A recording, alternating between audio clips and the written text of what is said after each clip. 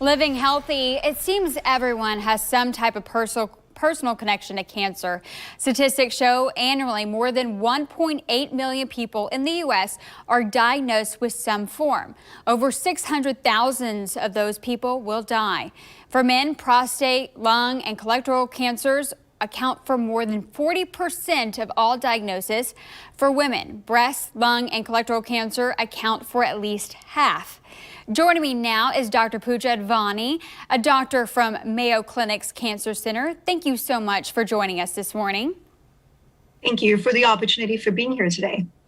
More people are being diagnosed with cancer. Why is that? And are doctors catching it at an earlier stage? Yes, that's a great question. So I think that there are several reasons for this increase in cancer rate recently. I think firstly, we have made significant advances in our cancer screening strategies. For example, in breast cancer and now even lung cancer, increasing the cancer detection rate. Second, I think that there is an increased public awareness for cancer screening strategies, so more people in the community are getting their cancer screenings. And third, I think we know that the risk of cancer increases with increasing age. And on an average, the US population is living much more longer now than they did a decade or two earlier. And no matter the amount of treatment that someone might go through, some continue to see cancer long term. What has shifted? Sure. So obviously our goal is to cure all patients with cancer. However, in some instances that may not be possible, but our goal there is to make cancer a treatable condition. I think we've made significant inroads in cancer therapies, and some of them just include treatments such as immunotherapy, cancer vaccines, targeted therapies, and monoclonal antibodies.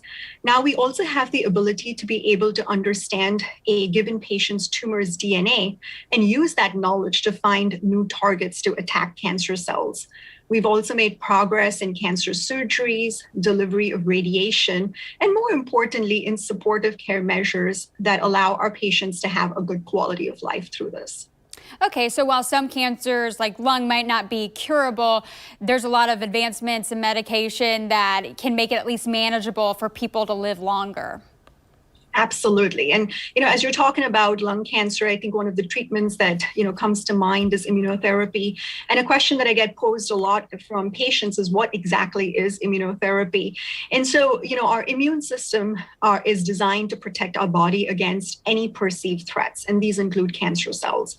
However, sometimes these cancer cells can outsmart the immune system.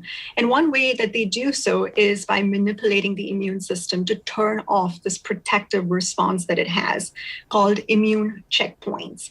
Accordingly, we have developed a therapy called immune checkpoint inhibitor or blocker that prevents this deactivation and allows the anti-tumor immune response to take place. One form of immunotherapy that we're particularly excited about is called CAR T therapy. In this particular therapy, the patient's own immune cells, specifically the T cells, are taken out of the body, modified in the laboratory, and re-injected back into the patient so that it can better recognize and kill the cancer cells. And it's definitely interesting. And in the past, some treatments have been more one size fits all, but now that's not exactly the case. Doctors are able to cater treatments to individual patients. And how will this trend continue? Absolutely. So I think our goal, particularly that at the Mayo Clinic Cancer Center, is to personalize cancer care for every patient, to find the right treatment for the right patient. And some of the therapies that I spoke to you about, such as the CAR T therapy and even cancer vaccines, are just some examples of how we can personalize cancer care for our patients. And I know this is a stretch, but are there ways that people can prevent themselves from getting cancer? And if so, what tips do you have? Absolutely. I think adopting a healthy lifestyle and a healthy living is very important. Prioritizing cancer screenings, like I mentioned, extremely important to detect cancers likely at an earlier stage.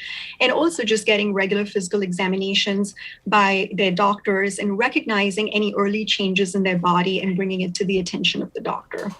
All right. Well, this is definitely very helpful information. Thank you so much, Dr. Advani, for joining us this morning. Thank you so much for your time.